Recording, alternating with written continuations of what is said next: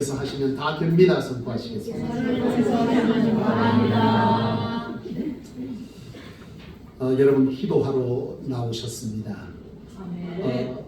때로는 우리의 기도가 당연한 것이라 생각되어져서 그 믿음의 분량대로 기도하러 오시는 분도 있을 터이고, 또 성도님들 중에서는 급박한 어떤 상황에 맞물려서 기도할 수밖에 없는 그런 심정으로 이 자리에 함께하는 성도님들도 있을 것이고, 이 모양 저 모양으로 오랜 세월 하나님 앞에서 바라는 기도의 제목들로도 기도하는 문제들로 이렇게 함께 기도하러 나오신 성도님들도 있을 줄로 압니다. 바라기는 오늘 여러분들의 기도가 하나님 앞에서 반드시 성취되어지기를 주님의 이름으로 축원합니다.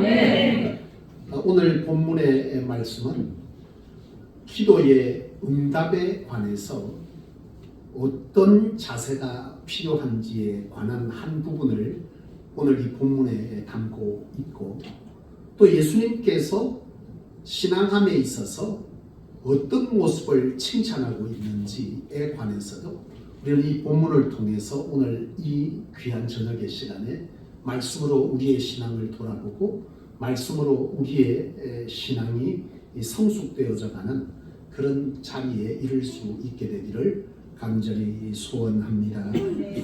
오늘 본문은요, 예수님께서 여리고를 지나시다가 두 맹인을 만났다 그렇게 시작되어지는데, 예수님께서 지금 예루살렘을 향해서 갑니다. 그러니까 예수님께서 이제 막 십자가의 구원 사역을 하기 위해서 예루살렘을 향해서 가는데요, 예수님께서 분명 제자들에게 인류를 위해서 십자가에 죽을 것에 관한 암묵적 말씀을 분명히 하셨는데도 불구하고 제자들은 그 말을 듣지 않았죠. 사람들은 좀 그런 것 같아요. 어떤 얘기를 하면 듣고 싶은 얘기만 듣고, 그죠? 그렇지 않은 얘기는 별로 귀담아 듣지를 않아요. 그러니까 제자들은 철저하게 예수님께서 이스라엘의 육신적 메시아, 정치적 메시아로 왔다라고 제자들은 믿었던 거죠. 이것은 이스라엘 백성들의 오랜 세월 동안 기도였고, 그 기도 가운데 예수라고 하는 분이 오셨는데 그분이 뭐라는 거예요? 보니까 대단한 능력을 행하시고 그의 가르침이 도저히 사람의 말로 선포되지 않은 것에 대해서 제자들은 바로 뭐라고 생각한 거예요? 많은 사람들은 나를 누구로 아느냐 할 때에 많은 사람들은 뭐라고 했습니까? 당신을 선지자나 랍비라고 생각한다. 그런데 너희는 누구라고 하냐 할 때 베드로가 대표적으로 뭐라고 했어요? 주는 그리스도시요 살아계신 하나님이다. 그야말로 예수님을 바로 이런 메시아로 본 거죠. 그런데 문제는 뭐냐면 이 제자들이, 그리고 그 당시에 예수님을 따라다녔던 많은 무리들이 있었는데 그 사람들이 예수님을 정치적인 구세주로 봤다는 거죠. 그러니까 예수님의 이 놀라운 능력들, 죽은 자를 일으키고 오병 이후로 수많은 4,000명을 먹이고 5,000명을 먹이고, 그리고 병든 자를 고치고 귀신 들린 자를 쫓아내는, 그리고 권세 있는 자들을 굴복케 하는 이런 놀라운 능력들을 예수님께서 발휘하십니까? 이 능력으로 뭐 할 것이다? 이 로마와 모든 그런 정치적인 상황들을 예수님께서 멸하실 것이다 라고 생각했던 거예요. 그래서 예수님께서 예루살렘으로 올라가는 이 길은 제자들에게는 어떤 기분이었겠습니까? 따를 때 올 것이 같아요. 그들은 이제 예수님께서 예루살렘에 가기만 하면 이제부터는 예수님께서 놀라운 천군천사를 동원할 것이고, 그리고 그 악한 모든 자들을 멸하여서 이제 예수님이 왕으로 서게 될 것이다. 사실 이것은 예루살렘에 입성할 당시에 많은 무리들이 뭐 했어요? 호산나 다윗의 자손 하고 뭐 했습니까? 그들은 노래하고 그리고 많은 것들을 깔고 나귀를 타고 입성하는 이런 입성을 준비했잖아요. 그러니까 그들은 철저하게 예수님이 바로 이런 정치적인 메시아라는 이 사실 때문에 그들의 걸음은 너무나 경쾌하고 너무나 기대되는 시간. 빨리 어디가 도착했으면 예루살렘에 도착했으면 좋겠다 했어요. 특히 제자들은 이미 예수님을 따를 때 그런 논쟁들이 있었잖아요. 누가 오른편 누가 왼편에 앉을 거냐 라고는 이런 논쟁이 이미 예수님이 이런 가는 길 전에도 있었어요. 철저하게 그들에게는 예수님을 따름으로 인해서 많은 것들이 주어질 것이라는 이 기대 때문에 예수님이 빨리 예루살렘에 가기를 원하는 그런 걸음이었습니다. 그런데 그 걸음에 이 두 맹인이 그 길목을 막는 거죠. 많은 분이라고 했지만 제자들이 대표적인 사람들이었습니다. 제자들이 이 맹인 두 사람이 뭐하고 있습니까? 이 맹인 두 사람이 소리를 지르잖아요. 소리를 지르는데 다윗의 자손 예수여 우리를 불쌍히 여겨달라. 이 소리를 듣고 제자들과 그 무리들이 뭐한 거예요? 주님을 따르던 무리들. 그들은 분명 예수님이 왕이 됐을 때 따랐던 그 사람들에게는 무엇인가 기대하는 기대치가 있었던 것이기 때문에 이 맹인 둘이가 길을 막는 것이 달갑지 않았어요. 왜요? 빨리 가야 하니까. 그 추상스럽기만 한 거죠. 빨리 가야 되는데 왜 자꾸 저런 죄인들, 그 당시에 이와 같이 장애를 가진 사람들은 철저하게 신앙적으로 그들은 죄인이라고 분별했거든요. 그러니까 이 죄인들이 왜 이 길을 가로막느냐는 거 귀찮게 지금 빨리 예수님은 예루살렘에 가서 왕이 되셔야 되는데 이 걸음을 막지 마라 하고 그들을 막 물리친 거예요. 그런데 예수님께서 그 맹인 두 사람을 뭐 했다는 거예요? 고쳐주셨죠. 고쳐주셨다는 것이죠. 그런데 여러분 예수님께서 불쌍히 여기서 그들의 눈을 만지시고 곧 보게 되어 그들을 예수님을 따랐다. 그렇게 했는데 이 본문이 마가복음하고 누가복음에도 기록되어져 있습니다. 여러분 예수님께서 이들을 칭찬하셨다 그렇게 기록하는 것도 있는데요. 이 마가복음과 누가복음에는 여러분 참 다르게 기록되어져 있어요. 여기 본문에는 떠날 때 큰 무리가 따르더라. 맹인 30절 몇 명이었습니까? 2명이죠. 마가복음에는요 한 사람만 기록되어져 있습니다. 그가 누구였다고? 바디메오였죠. 그런데 여러분 누가복음에는 한 소경이라고만 되어져 있습니다. 여러분 뭐죠? 성경이 오류입니까? 아니죠. 이거는 관점에서 기록된 겁니다. 제자들에 의해서 기록되어졌고 이 당시에 실제로는 몇 명이 있은 거예요? 두 사람이 있은 거예요. 그런데 한 사람은 성경에 바디메오라고 기록이 되어져 있고 그의 신앙적 행실이 기록되어져 있는 반면에 또 한 사람은 이름도 없어요. 그냥 소경 한 사람만 남아 있습니다. 그 사람은 이름도 없고 그의 행적이 성경에 뭐한다? 기록되어 있잖아요. 아무런 의미 없는 한 사람이에요. 단순히 그냥 예수님의 하나님의 은혜로 고침받은 소경으로 끝난 것입니다. 그의 인생은 성경에 어떤 것도 기록되어 있잖아요. 그러니까 두 사람인데 이 제자들이 이 모든 사건 예수님께서 십자가에 죽으시고 부활하시고 성천한 이후에 이 성경이 기록되었잖아요. 그러니까 그때의 그 장면의 사건들을 어떤 관점에서 기록했느냐에 따라서 이 마태는 두 사람을 다 기록한 것이고 마가는 바디메오라는 사람을 기록한 것이고 누가는 이름 없는 소경의 관점에서 이걸 기록한 거예요. 그러니까 그 사건이 있었는데 한 사람은 이런 사람이었다. 바디메오는 또 한 사람은 뭐예요? 바로 이 누가는 그 중에 이 한 사람, 이 사람은 참 뭐한 사람이다. 은혜를 모르는 사람이다라는 관점에서 주님의 관점에서 이걸 기록한 거예요. 그런데 이 누가는 뭐예요? 누구의 관점으로? 은혜 받은 누구의 관점으로요? 바로 이 바디메오의 관점에서 이 장면을 기록하는 거죠. 이 사건을 기록했어요. 그러니까 오류가 아니라 각각의 어떤 관점에서 보느냐에 따라서 이 사건은 우리에게 주는 영적 교훈이 다르다는 거예요. 그러니까 마태, 마가, 누가, 요한은 이 사복음서라고 하는데 복음을 같이 기록하고 있지만 여기에 이처럼 같은 사건이 다른 모양으로 기록되어 있어요. 그건 왜냐하면 관점의 차이입니다. 왕의 관점으로 이 복음을 기록하고 죄인의 관점, 구세주의 관점 이런 관점들이 복음서마다 다르게 기록되어 있어요. 그러니까 어떤 관점으로 이 복음을 접근했느냐에 따라서 바로 이런 사건들이 다른 모습으로 기록되어지는 거예요. 같은 모습이지만 등장하는 인물이나 사건의 모습들이 다르게 기록되어지는 것이죠. 따라서 이 사복음서가 우리에게 주어지는 것은 이 66권 중에 27권 신약 성경에 이와 같이 기록된 것은 바로 이런 측면에서 이런 신앙적 측면에서 우리에게 다양한 신앙적 뭐를 주는 거예요? 영적 교훈을 준다는 점에서 이 사복음서가 이렇게 신약 성경 27권으로 채택이 된 것입니다. 여러분, 그런데 오늘 이처럼 이 사건 속에서 한 사람은 바디메오라고 기록되어져 있고 한 사람은 한소경이라고 기록되어져 있어요. 같이 나음을 받았고 같이 고침을 받았는데 이 사람은, 이 바디메오는 왜 이름을 남겼고 이 소경은 왜 이름을 남기지 못했을까요? 그것은 이 바디메오는요, 이 성경에 보면 어떻게 고침을 받았는지에 관해서 이 최종적 역할을 하는 사람이 누구라고 기록하는 거예요? 두 소경이 있었는데 누가 이 소리를 질렀냐면 바디메오가 이 역할을 하는 거예요. 소경 둘이 있었지만 전적으로 이 고침을 받은 사람은, 고침을 받도록 주도한 사람은 누구냐면 바로 누구였다는 거예요? 소경 바디메오였다는 거죠.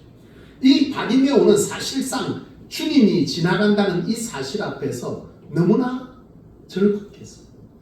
예수님은 이 절박함에 관해서 이 바디메오를 뭐한 거예요? 칭찬하시는 거죠.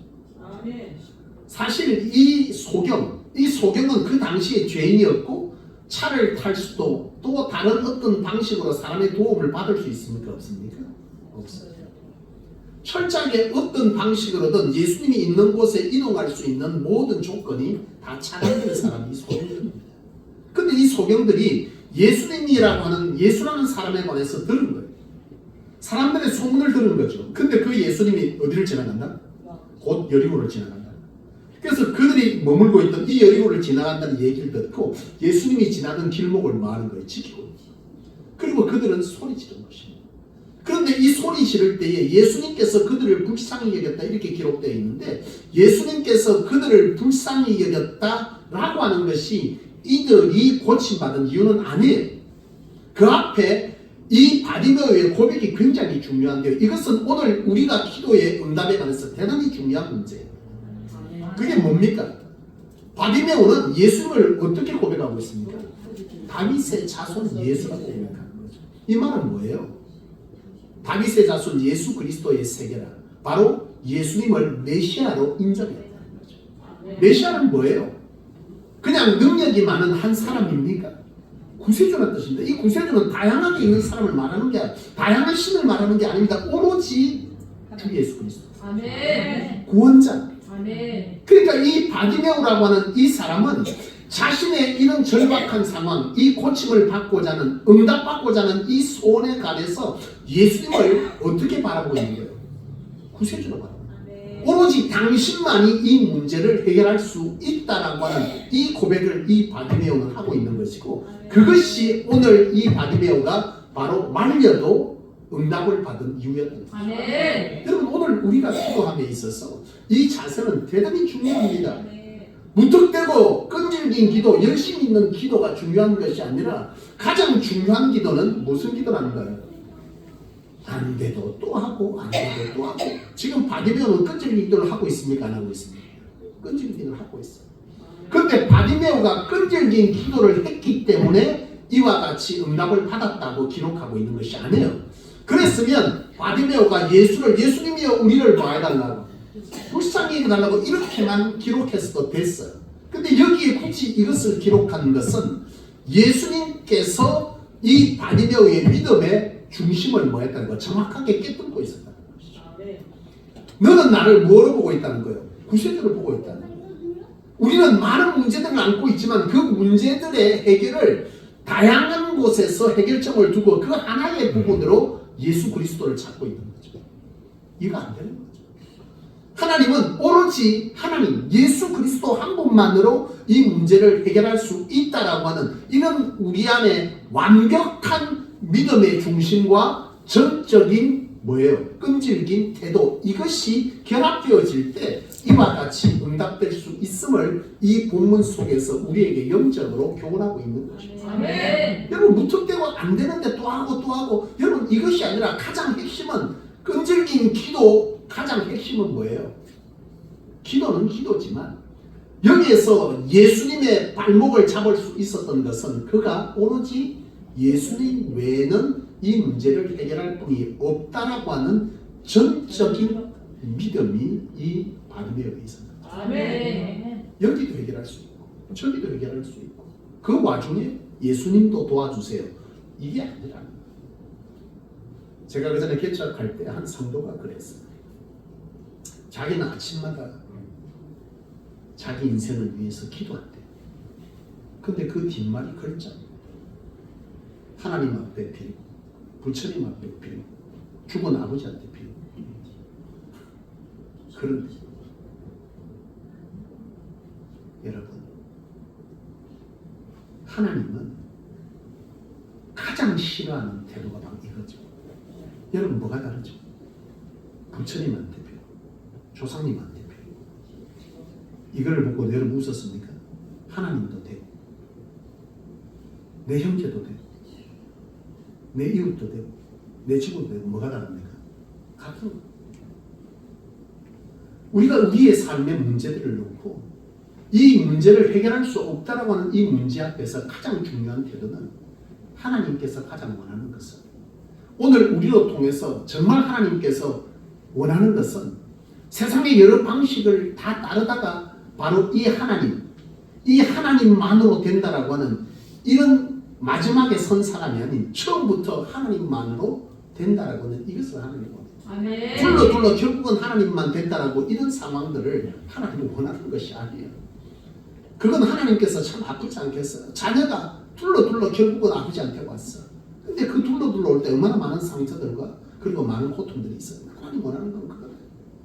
여러분 오늘 우리가 하나님 앞에 기도할 때 하나님께서 가장 원하는 것은 이것도 되고 저것도 되는 것 중에 대안으로 하나님, 그래서 하나님을 증명하는 게 아니라 하나님 외에는 오로지 그 어떤 해결점이 없다라고 하는 그 믿음 안에서 도무지 해결할 수 없는 그 해결함을 하나님께서 일으키시고, 그것이 이 땅 가운데 진정 하나님이 뭐라는 거예요? 여호와라고 하는 이 사실을 하나님의 사람인 저와 여러분들을 통해서 이것을 증언하기를 원하십니다. 아멘. 그래서 우리의 삶에는 때로는 너무 막막한 문제들이 들어가요.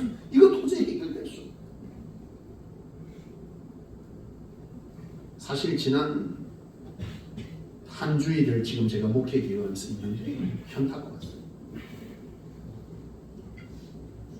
굉장히 심각한 문제를 발견합니다. 우리 교회는. 순간적으로 깨달아졌어요. 우리 교회 하나님 얼마 안 되는데, 야 이거 정말 심각한데. 여기는 믿음의 크기들이 다르고 또 상황들이 다르고 여기서 제가 말하겠습니다. 그러나 항존직을 불러놓고 필요에 따라서는 재직을 불러놓고 제가 설명을 해볼게요. 얼마나 우리 교회가 심각한 문제를 알고 있는지.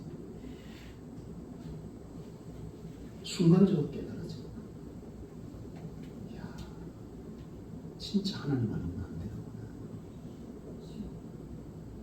이것이 우리가 지금 처해 있는 상황, 바디메오가 처해 있는 상황이고, 그 속에서 바디메오는 뭐라고 외친 거예요?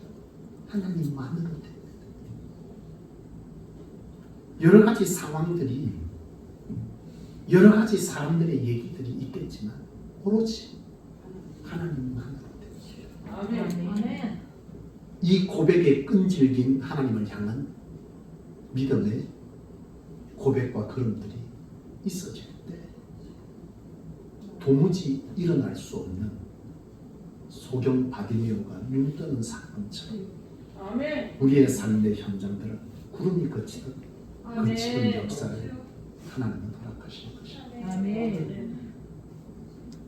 성소여 일어나라. 아멘. 성소여 빛을 발하라. 아멘. 이것이 2025년도 하나님이 제게 주신 말씀이었습니다. 아멘. 사랑하는 여러분, 우리에게 대안이 아닙니다. 답은 하나님. 아멘. 온갖 우리의 대안들을 다 만들어 놓고 거기에 한 대안으로 하나님을 두는 것이 아닙니다. 오로지 하나님, 아멘. 오로지 주 예수 그리스도, 아멘. 그 이름을 부르는 하나님께 나아가죠. 아멘. 우리가 상상할 수 없는 바디메오가 꿈에 그리던 모두가 말도 안 된다고 있을 수 없다라고 아멘. 이 문제를 해결합니다. 아멘. 여러분, 그런데 이 바디메오와 소경의 차이가 있습니다. 왜 성경은 바디메오를 기록했고 소경은 이름도 없이 사라졌느냐? 그것은 이 바디메오는 은혜 입은 이후에 그의 삶이 주님을 따랐기 때문입니다.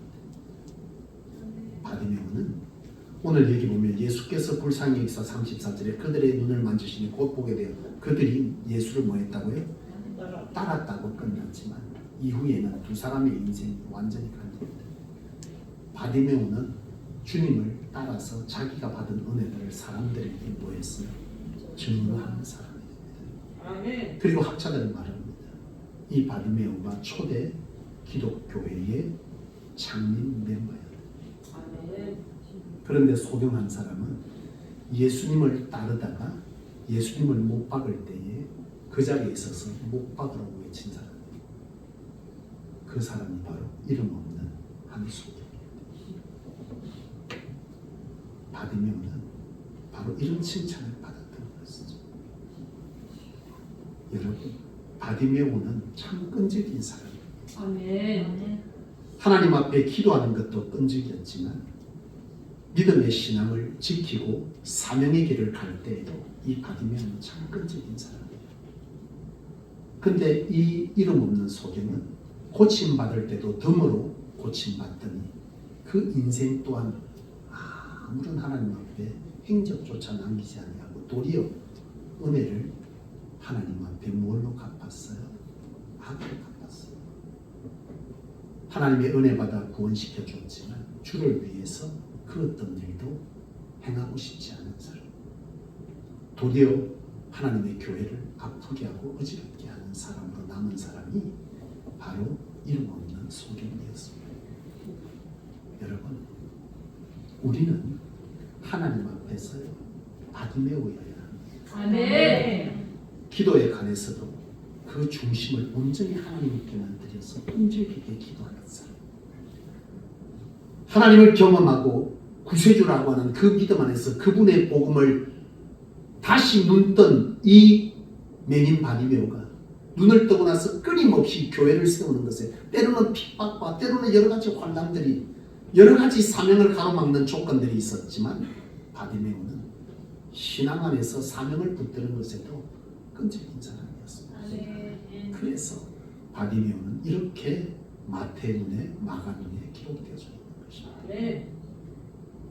사랑하는 여러분, 우리는 인생을 살다가 훗날 우리를 기억하는 후손들이 우리를 어떻게 기록해 줄까 생각해 본 적 있으십니까? 사랑하는 미경이가 그리고 저기 있는 우리 강유리가 여러분들을 어떻게 기억하고 신앙의 글들을 써내려갈까요?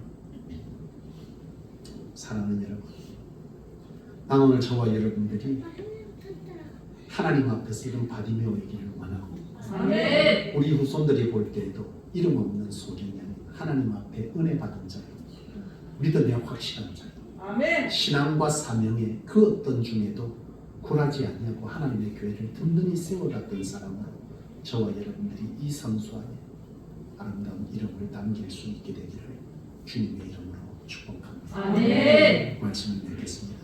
사랑하는 여러분, 기도하실 때요 끈질긴 기도도 참 중요합니다. 그런데 더 중요한 것은 뭐예요? 여호와 아멘. 스스로 계십니다. 아멘. 오로지 하나님만 이 문제를 해결하실 수 있고 아멘. 나도 하나님만으로 해결하겠다고 하는 이 자세가 아멘. 여러분들에게 하나님의 역사를 불러일으키고 아멘. 그래야만 하나님만 온전히 영광 받으시고 주의 이름만 이 땅에 증언할 수 있습니다. 아멘. 섞지 마십시오. 오로지 하나님.